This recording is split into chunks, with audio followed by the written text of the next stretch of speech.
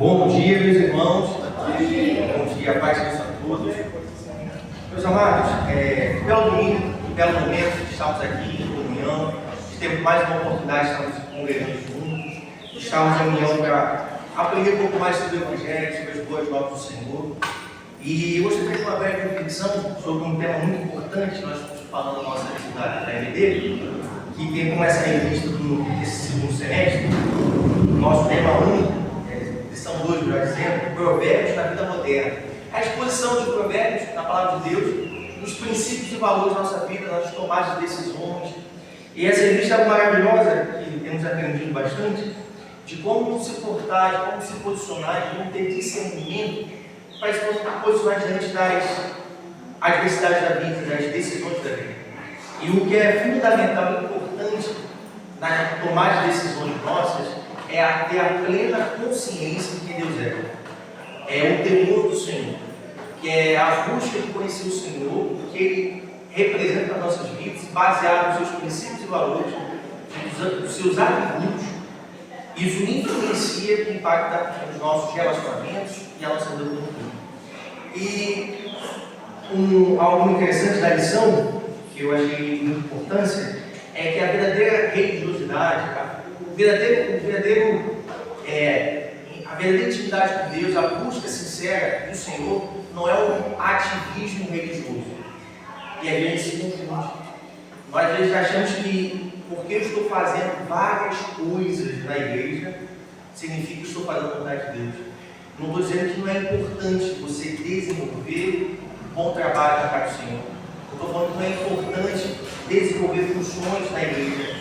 Só que isto não pode ser só o que rege a nossa vida, o nosso coração. Porque é fora daqui que desenvolvemos o nosso relacionamento com o Senhor. É no arroz do feijão, é na leitura bíblica, é na devoção, é na oração, é de passar tempo com Deus, que nós entendemos e compreendemos quem Ele é para as nossas vidas e conseguimos lidar com as adversidades, com os desafios, com o irmão que pensa diferente, lidar com o outro. Porque apenas as atividades religiosas não têm condições de transformar e moldar os nossos corações. Porque o nosso coração é um coração difícil, é um coração complicado. Por isso que Deus, naquela cruz, morreu em nosso lugar. Porque só Ele pôde fazer aquilo que nenhum de nós temos condições de fazer. E que possamos, hoje, termos a oportunidade de refletir e de pensar, Senhor, o que o Senhor deseja na minha vida? E pela palavra dele nós entendemos e compreendemos que a vontade dele é boa, perfeita e agradável. Então que o nosso maior desejo hoje seja prestar um culto com um coração sincero. Que o nosso desejo hoje seja buscá-lo, ao ver a pregação, receber com o nosso coração, para que o Senhor possa nos mudar, nos transformar, nos moldar a sua imagem, segundo a sua semelhança. Amém, meus irmãos? Amém. Você está chamando o Ministério do Louvor, mas antes você está com uma oração. Amém? Pai, obrigado por essa oportunidade, obrigado por este momento. Te agradecemos, Senhor, por todos os teus benefícios, por todo o cuidado e zelo que o Senhor tem derramado sobre a nossa vida. Senhor, faça a sua vontade, faça o teu querer, guie os nossos passos, oriente nossa mente, traga a tua paz que excede todo entendimento, Senhor, aos nossos corações e às nossas mentes. Que possamos em cada momento, Senhor, trazer à nossa mente, ao nosso coração, a tamanha obra que o Senhor fez em nossas vidas. Aquela obra de cruz, aquela morte, o teu sacrifício, Senhor, que foi derramado em nosso favor de forma totalmente merecedora. Que este amor, que esta graça, que essa consciência nos constranja, Senhor, e que possamos, cada vez mais, ser parecidos contigo. Que possamos estar aqui, Pai, não por qualquer outra intenção, senão seja por gratidão por todos os teus benefícios. Obrigado por tudo e te agradecemos em nome de Jesus. Amém. E amém. Ministério do Louvor.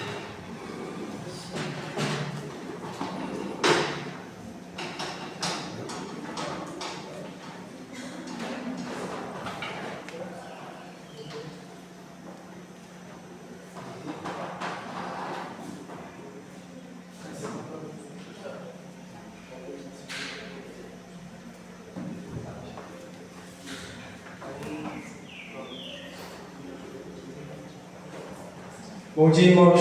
Bom dia! Com a paz do Senhor, amém. Eu queria convidar a igreja a se colocar de pé para a gente entrar nesse momento de louvor, para a gente estar exaltando e glorificando aquele que é o único digno de todo louvor.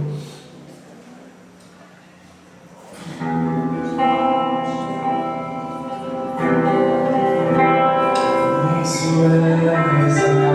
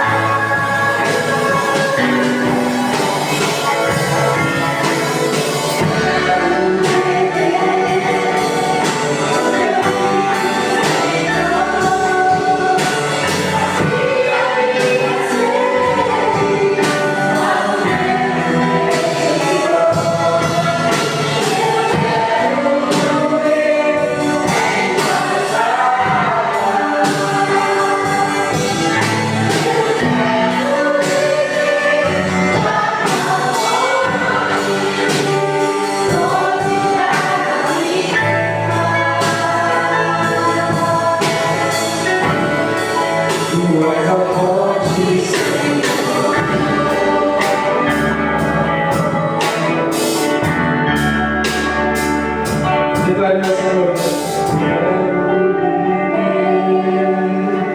No teu reino, Senhor, sacia minha sede, lá no meu interior. Eu quero fluir em paz, eu quero beber da tua fonte de águas vivas.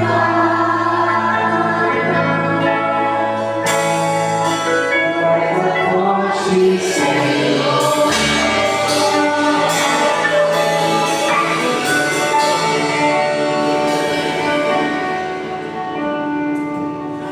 Santo Deus, amado Pai que está nos céus, obrigado, meu Deus, por essa manhã. Obrigado, meu Deus, por tudo aquilo que tivemos a chance de viver aqui neste lugar. Senhor, livra-nos do mal. Obrigado pela tua paz.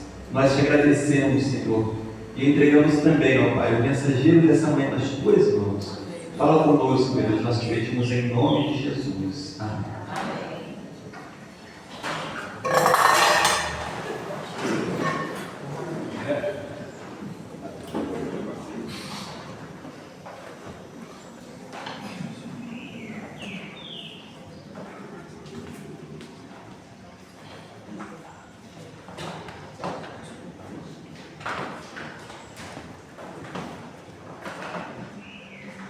Queria dar um bom dia para aqueles que eu ainda não cumprimentei, graças a Deus conosco. E queria apresentar aqui o meu amigo, o pastor Paulo Maurício. Nós tocamos juntos na banda, né? Já nos conhecemos há um bom tempo. E eu louvo a Deus por ele ter aceitado estar aqui conosco nessa manhã para compartilhar a palavra do Senhor. E deixar que ele faça a apresentação da sua esposa.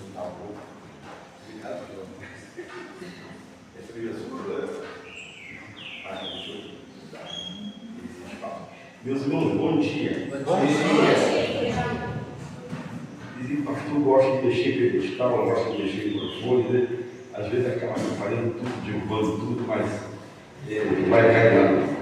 Vamos, meus irmãos, quero trazer aos irmãos um abraço caloroso, fraterno e amigo da nossa igreja, Segunda Igreja Batista em Marília, onde temos tido o privilégio ao longo desses 3 anos estar ali congregando, juntamente com o nosso pastor presidente, pastor Marcos Marques da Silva, que manda aos irmãos, pastor, e ao irmão, um forte abraço. Que Deus abençoe a vida dos irmãos. Trago um abraço ao pastor Marcos, um abraço da nossa igreja e desejando as bênçãos do Senhor para a vida dos irmãos. Estou acompanhado da minha esposa, Solange, que ela joga bonito aqui de pé, por favor. Essa joga muito Deus feliz da companhia, o prazer da companhia. Já são 34 anos de casados, com mais 2 anos aí na boa, com 36 anos, né? E Deus é bom demais, né? Eu pedi a Deus uma esposa muito, Deus caprichou, né? Deus caprichou. Mas quando ela pediu a Deus um esposo bonito, Deus disse: ó, já te prometi que o negão lá já era. Você tem que orar primeiro, tem que pedir primeiro, né? E bom, Deus nos deu 2 filhos, Leandro, obrigado. E chique. Deus nos deu 2 filhos, o Leandro e o Paulo Vitor, e eles já casaram e agora já não nos acompanham mais, né? Agora acho que só eu e a Solange. E quando os filhos são solteiros, pastor, vão estar aí, né, desfrutando da companhia dos seus filhos, aí, coisa boa. Já eles vão casar, e aí eles vão ter a caminhada própria, né? Vão caminhar segundo a vontade deles, né? Então tem sido assim. Mas eu louvo a Deus pelo meu filho, Leandro, do Paulo Vitor, da Nayara e da Thalita, as respectivas esposas, né? Irmãos, eu quero ler com os irmãos o texto da palavra do Senhor. Está no livro de Êxodo, capítulo 14, verso 15.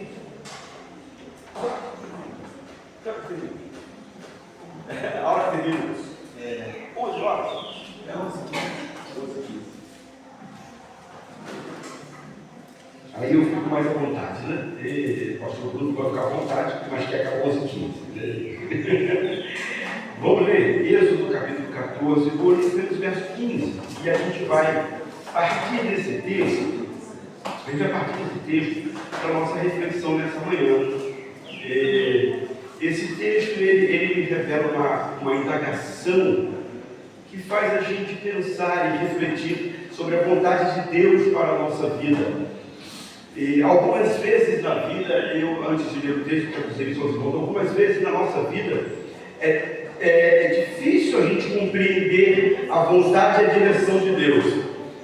Mas eu quero dizer para você nessa manhã que o desafio da vida não é se a direção de Deus ela está em conformidade com o que eu acho, com o que eu penso.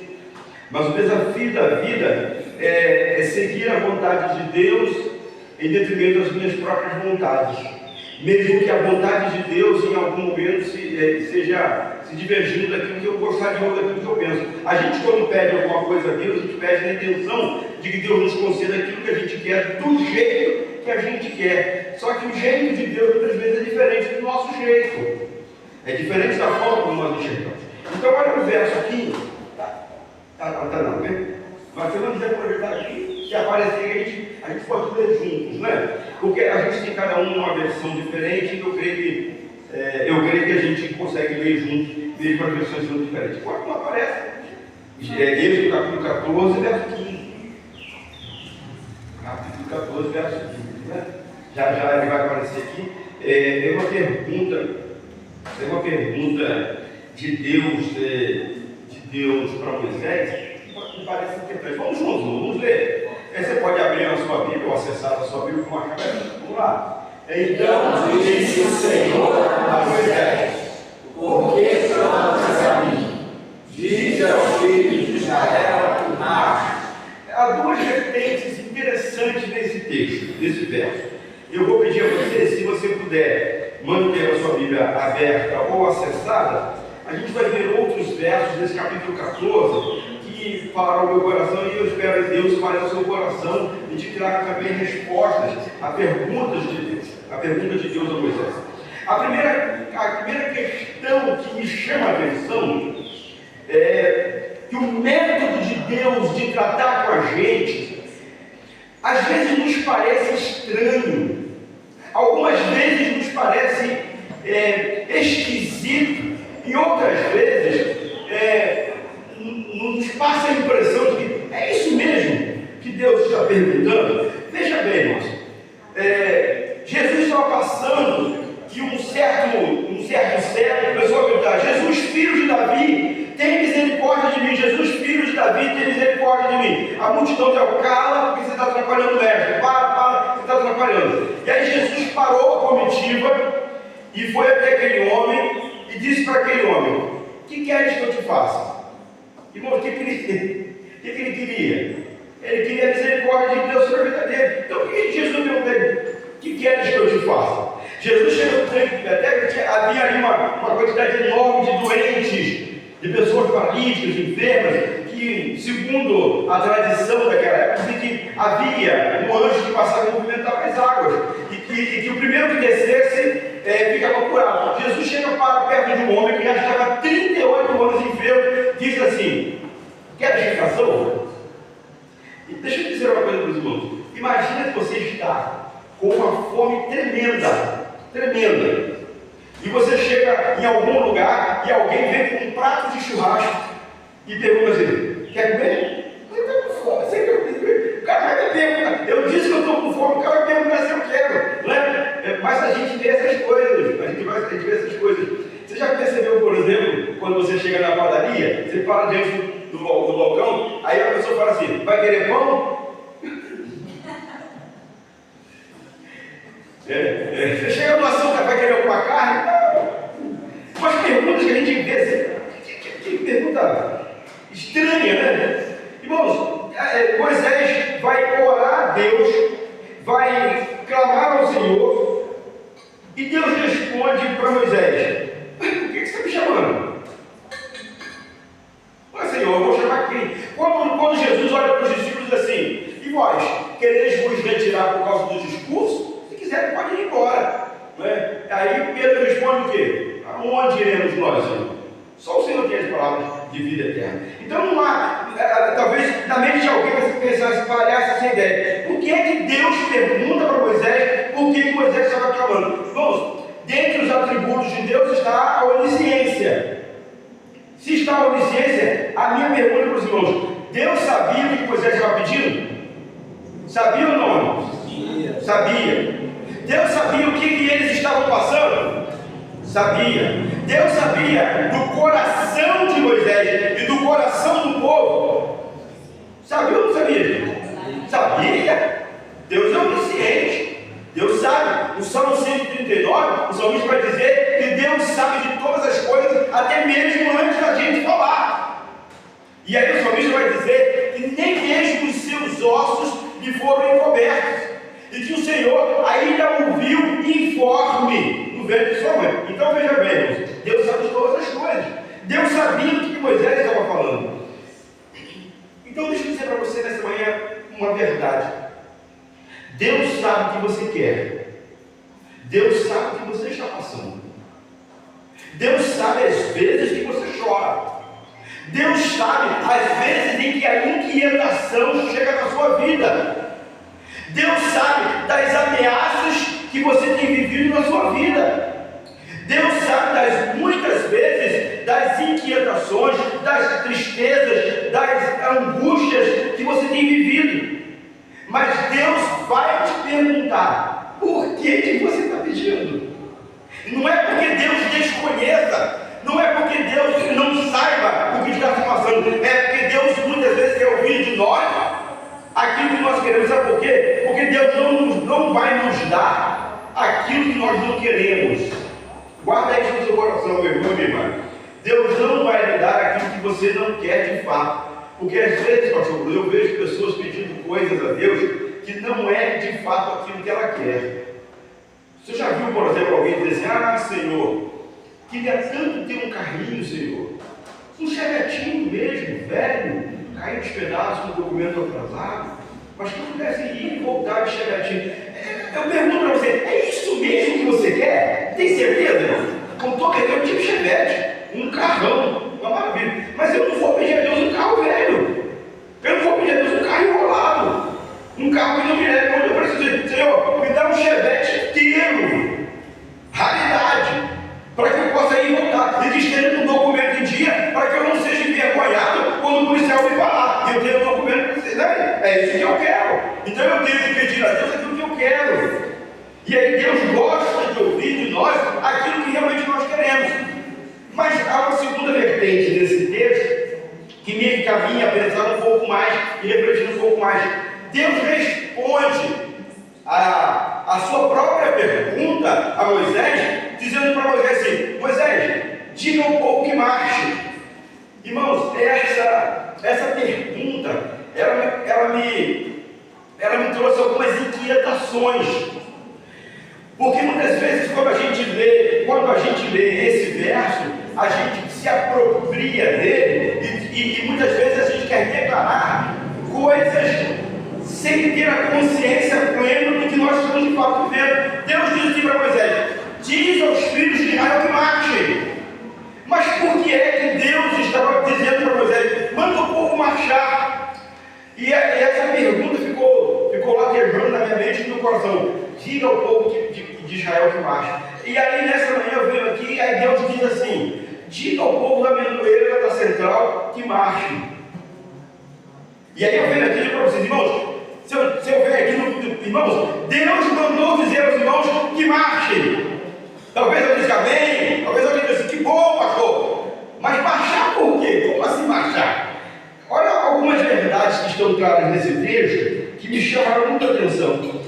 A primeira coisa que eu destaco para a nossa reflexão é que Deus está dizendo para o povo marchar, não porque a resposta, guarda isso no seu coração, marchar não porque a resposta estava ali, mas porque a resposta ela virá sendo dada por aquele que mandou chamar. Então Deus está dizendo para a Central hoje: marchem, marchem, não porque a resposta para essa pergunta está ali, mas porque a resposta vem daquele que manda marchar. Olha o verso 4, leia comigo o verso 4. Está ali? Vai aparecer isso? Enquanto não aparecer, eu leio aqui.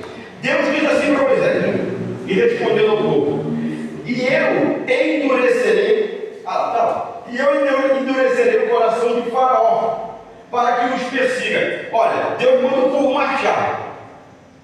E aí Deus diz assim: eu vou endurecer o coração de Faraó para perseguir vocês. Ué, parece que está coisa. Deus me manda marchar e vai mandar uma perseguição atrás de mim. Segue aí. E serei glorificado em Faraó, em todo o seu exército, e saberão os egípcios que eu sou o Senhor. E eles fizeram assim. Vamos, o que Deus está dizendo é o seguinte: a resposta para a ordem de marchar, ela vai aparecer por aquele que mandou marchar. Deus diz assim: eu vou levantar Faraó, não para que Faraó persiga vocês. Irmãos, muitas vezes as lutas nas quais nós estamos passando ou somos inseridos, não é para que elas prevaleçam sobre nós, mas para que todos vejam que Deus é Deus e Senhor sobre todas as coisas.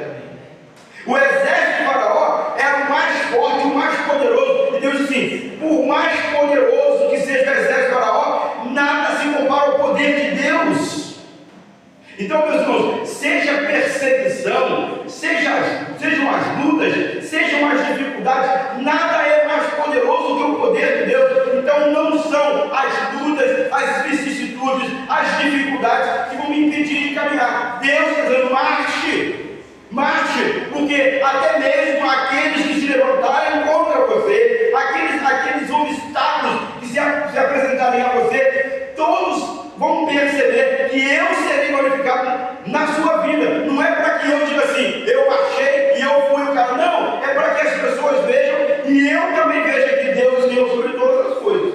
A segunda lição que eu aprendo nesse texto: por que Deus diz para o povo marchar? Porque era preciso marchar, porque marchar é dar um passo na certeza de que Deus providencia o chão.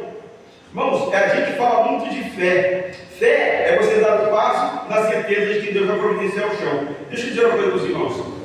Aqui tem um degrau, correto? Se eu chegar aqui e continuar dando passo dessa mesma altura, eu vou cair ou não? Sim. Mas se eu disser para os irmãos que Deus não vai permitir que eu caia, você acredita?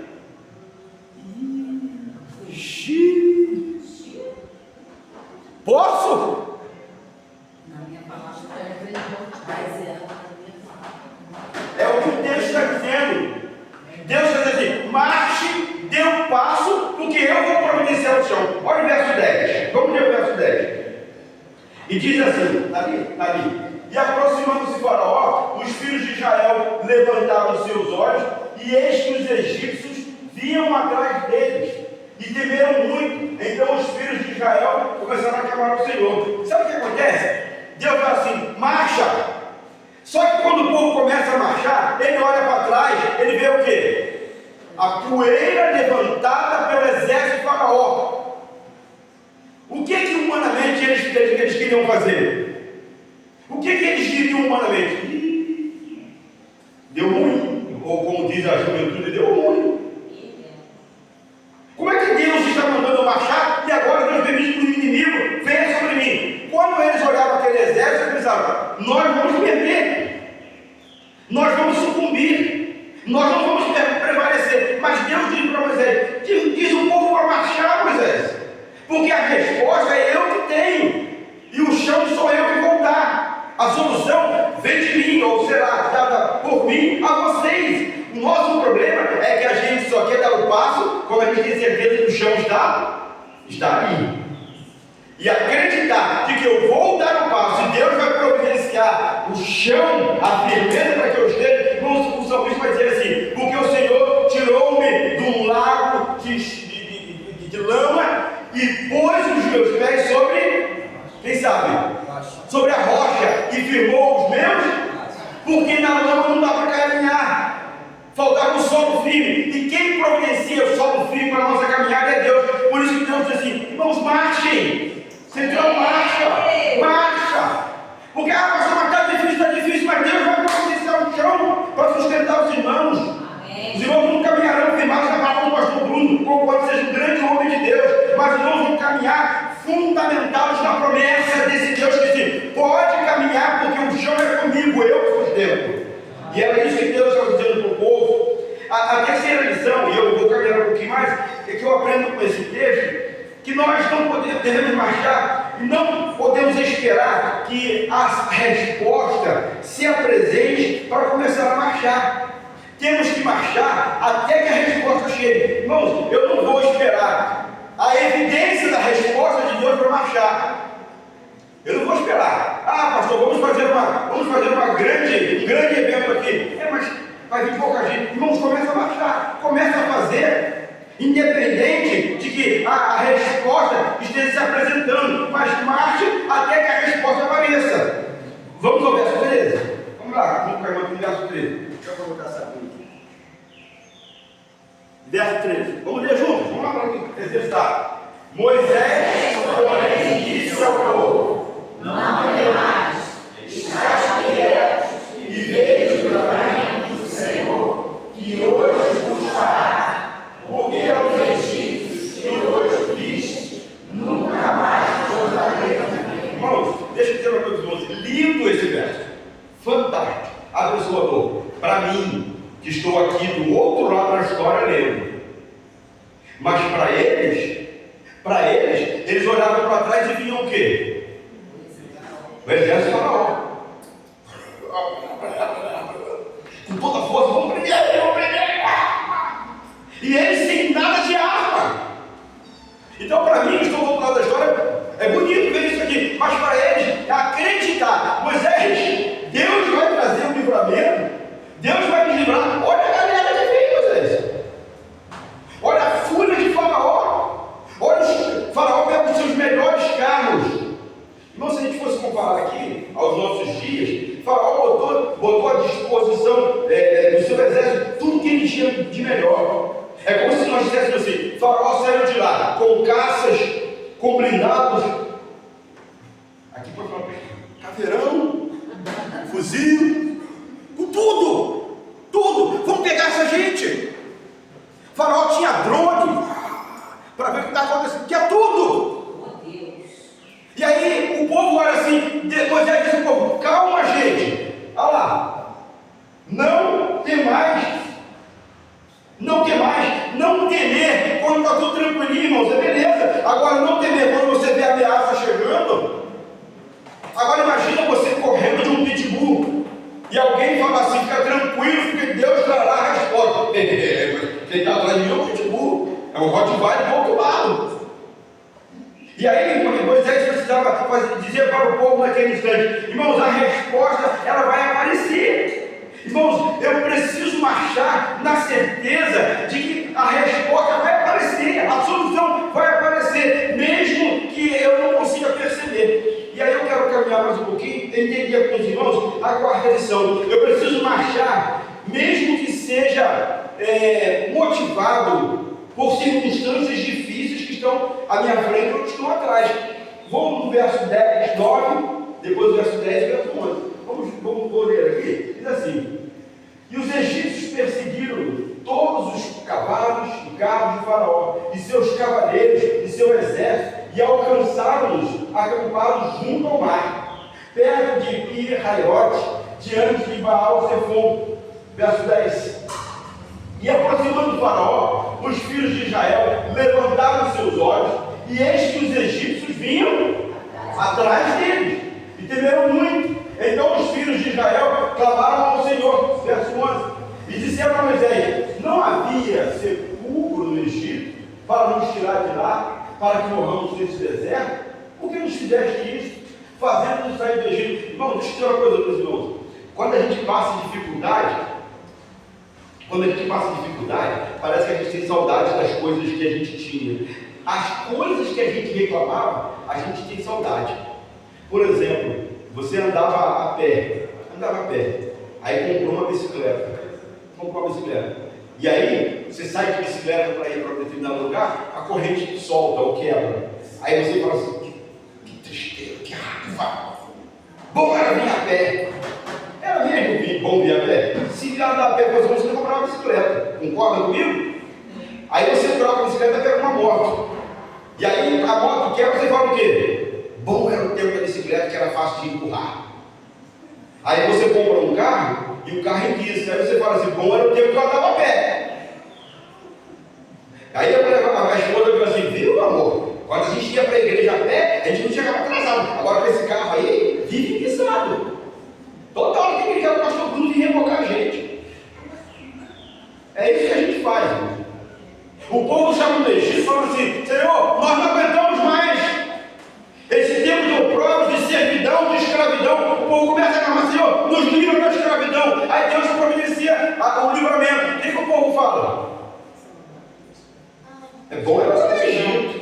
Saudade dos pepinos, das cebolas, dos. Saudade de cebola e pepino é ótimo, né?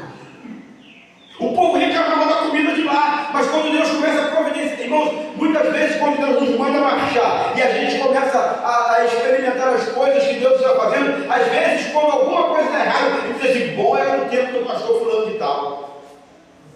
Bom era no tempo da igreja tal. E você já viu como é que nós somos saudosistas? Bom era na minha época, que a gente cantava o hino do cantor cristão. Bom era na minha época, em que a juventude, toda dia de manhã se dedica à igreja. Na minha época de juventude, irmãos, não tinha celular, não tinha internet. A maioria, eu vou exagerar, tá?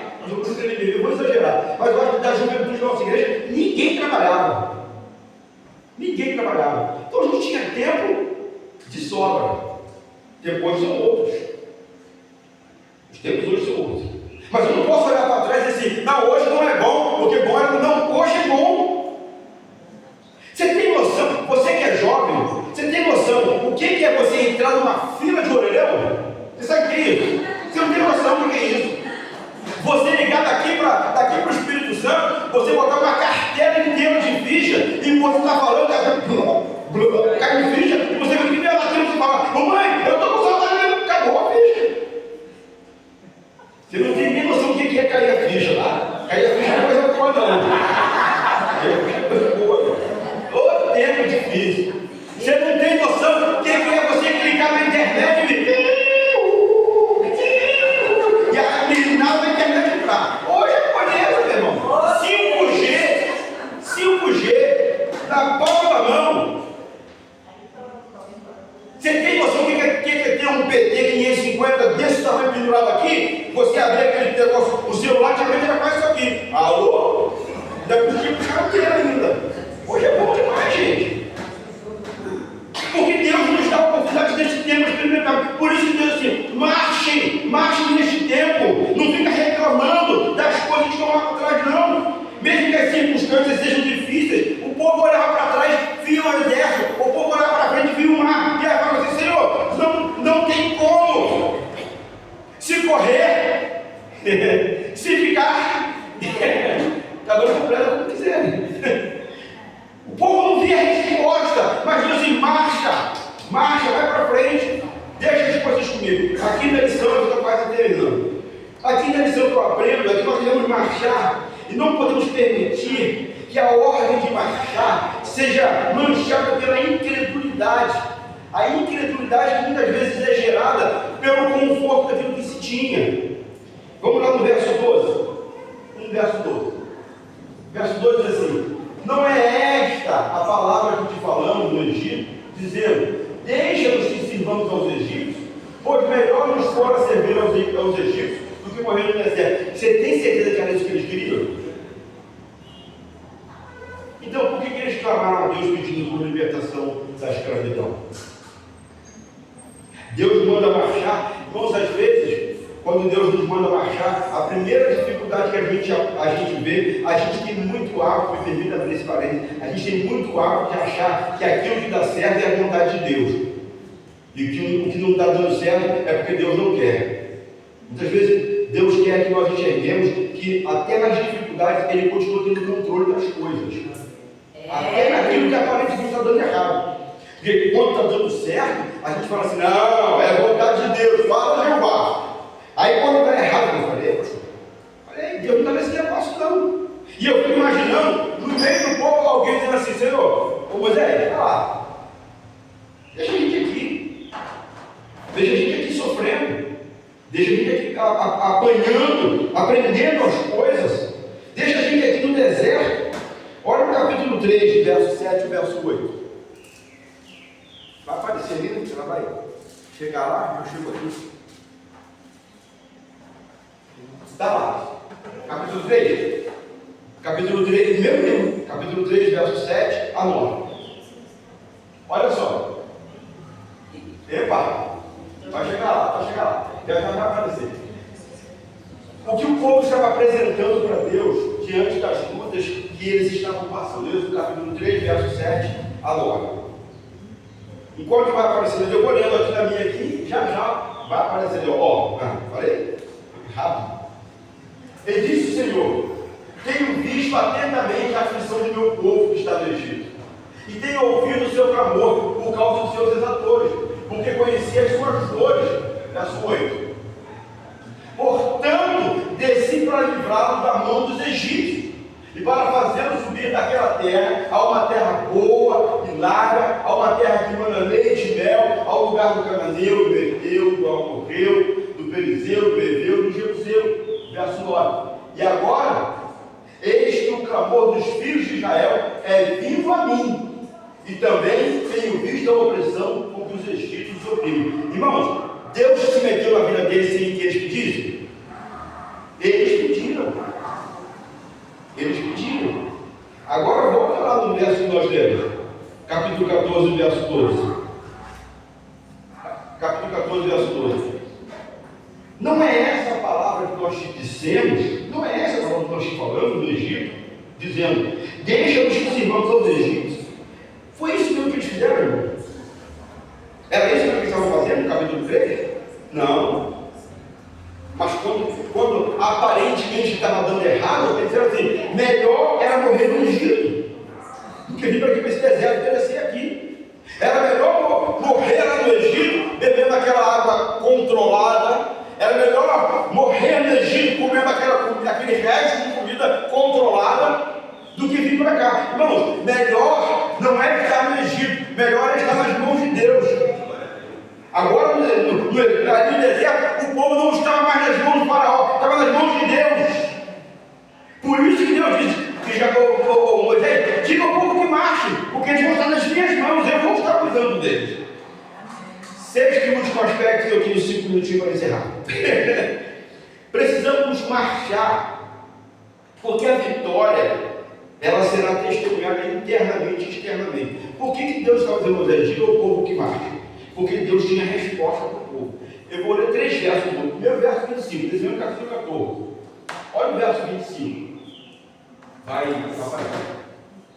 Não, capítulo 14, verso 25. Vai aparecer já aí. A moça aqui é a lá, falei? Olha só o que diz o capítulo 14, verso 25. E tirou-lhes as rodas dos seus carros, e dificultosamente os governava. Governava quem? Deus governava os carros de Faraó. Lembra que eu te falei que bom é estar nas mãos de Deus? Porque Deus não perde o controle das coisas. Faraó tinha os carros, mas quem tinha o controle dos carros dele era Deus. Então disseram os egípcios: olha só, fujamos da face de Israel, porque o Senhor peleja por eles. Irmãos, não fica com medo da dificuldade não, porque Deus peleja por você contra a sua dificuldade. Quem tem que ter medo de você é o inimigo, não é você dele não. Vamos mais à frente um pouquinho. O verso 30. Olha o verso 30, que coisa interessante. Assim o Senhor salvou Israel naquele dia das mãos dos egípcios. E Israel viu os egípcios mortos na praia. Deixa eu dizer uma coisa para os irmãos. Lembram do verso 13? Dá para voltar o verso 13? Olha o verso 13. Moisés disse ao povo o quê? Não temais, estai quietos e veja o livramento do Senhor, que hoje vamos falar. Porque os egípcios que hoje viste, diz o quê? Nunca mais. Irmãos, Deus não estava pregando carnificina não. Mas olha no verso 30 que está falando no verso 30. Olha como é que o verso 30 aí disser. E Israel viu o quê? Quando a maré baixou, que apareceu aquele monte de corpos na praia, não era Deus promovendo carnificina não, era Deus dizendo assim: eu não falei para vocês que eu seria exaltado em Faraó e nos seus carros, nos seus exércitos? Eu não falei para vocês que eu ia fazer? Eu não falei para vocês que eu ia fazer? A resposta vem, por isso que Deus manda a gente marchar. E eu encerro com o verso 31. Verso 31. E viu Israel a grande mão que o Senhor mostrara aos egípcios. E temeu o povo ao Senhor, e creu no Senhor e em Moisés seu servo. Aí o povo falou assim, vai ter que abaixar. Porque esse Deus é tremendo, extraordinário. Porque esse Deus continua fazendo coisas. Então qual é a sua luta? Qual é a sua inquietação? O que te faz chorar? O que te faz perder a paz? Eu não sei. Mas Deus te diz nessa manhã, marcha. Você está morando, só marcha. Só marcha. Porque eu continuo sendo Deus. E continuarei sendo exaltado também sobre as suas lutas e sobre os seus problemas. Deus te abençoe nessa manhã. Que você possa, meu irmão, continuar marchando. Se a resposta está aparente, amém. Se a resposta não está aparente, marche. Porque a resposta vai chegar. Porque Deus é Deus. Deus abençoe o pastor Bruno. Obrigado pela oportunidade de estar com vocês nessa manhã.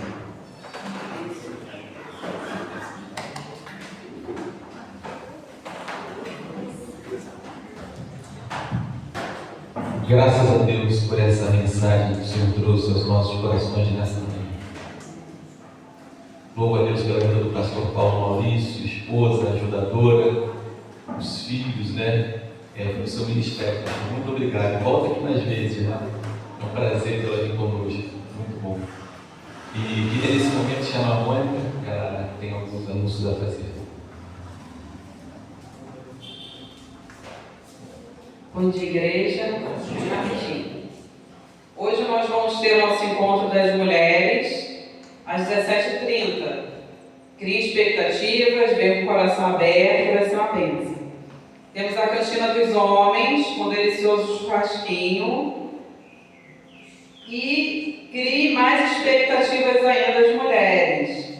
Que o mês de setembro, dia 27, às 15 horas, nós teremos o nosso congresso. Tempos de florescer. Vai ser uma bênção, muitas novidades, muitas atividades. Então, crie expectativas para esse momento. Vai ser bênção de Deus na nossa vida. Amém. Ontem também tivemos uma atividade muito boa aqui, os embaixadores do Rei, no horário da tarde, à noite roda de conversa. E nós louvamos ao Senhor, por tudo que Ele tem feito na nossa vida, na vida dessa igreja, e que Ele continue nos abençoando, nos conduzindo, dando domingo de paz, de tranquilidade a cada um de nós. E logo mais à noite, mais uma vez, se Deus permitir, estaremos aqui às 18h30, e reunião da embaixada também, que os embaixadores quiserem chegar um pouquinho antes, sempre tem alguém aqui para eles estarem brincando um pouquinho lá em cima. Que Deus abençoe a todos, vamos orar. Santo Deus e amado Pai, obrigado, Senhor, por tudo aquilo que o Senhor nos proporcionou nessa manhã. Perdoa, Deus, os nossos pecados, tem misericórdia de nós. Te pedimos em nome de Jesus. Amém. E que o amor de Deus Pai, que a graça salvadora do Senhor Jesus Cristo, que a amizade com o Espírito Santo e a paz do Senhor seja sobre toda a igreja do Senhor, desde agora e para sempre. Amém. Coração silencioso para nos dizer.